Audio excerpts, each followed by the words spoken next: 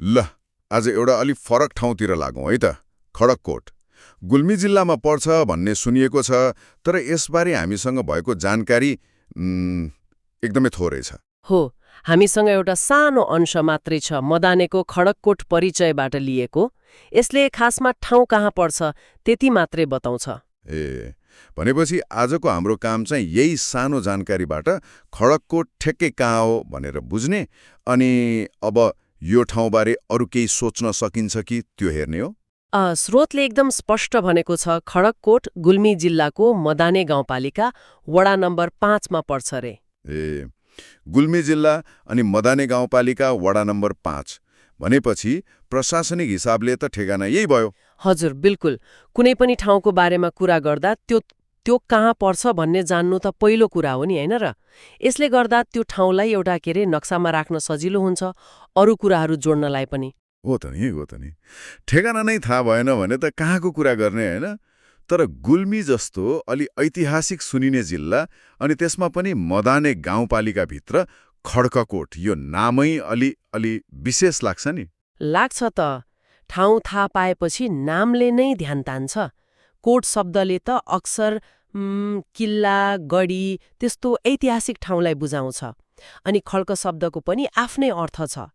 तर यहाँ विचार गर्नुपर्ने कुरा के छ भने, हाम्रो स्रोतले चाहिँ यो नाम किन रह्यो, यसको पृष्ठभूमि के हो, त्यसबारेमा केही पनि भनेको छैन। खाली अवस्थिति मात्रै।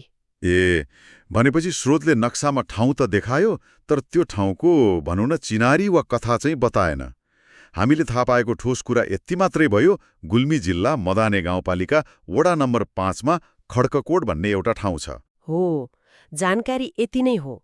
तर यो आफैमा महत्त्वपूर्ण छ, किनभने यसले एउटा निश्चित बिन्दु त दियो नि।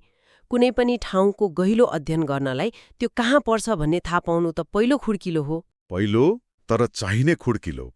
कम्तीमा खोज्नु पर्यो भने कहाँ जाने भन्ने त भयो। ठिक भन्नुभयो। स्रोतले दिएको जानकारी यति नै हो। यसले एउटा आधार दियो, तर अब थप जान्ने ढोका चाहिँ खुल्लै छोड्यो। त्यसो भए आजको छलफललाई सारमा भन्दा हामीले खड्ककोटको अवस्थिति थाहा पायौं। गुल्मी जिल्ला मदाने गाउँपालिका वडा नम्बर 5। यो एउटा पक्का जानकारी भयो। हो, संक्षिप्त तर एकदम ठोस आधार बन्यो। तर यो नाम खड्ककोट, यसले मनमा प्रश्न चाहिँ छोडेर गयो के? साँच्चै यो ठाउँको नाम यस्तो हुनु पछाडि केही कथा होला, कुनै किल्ला वा खड्गसँग जोडिएको केही इतिहास? हो नि, त्यो त प्रश्न उठ्छ नै। कि यो केवल नाम मात्रै हो? अब यो विषयमा त पछि अझै खोज्ने ठाउँ देखियो।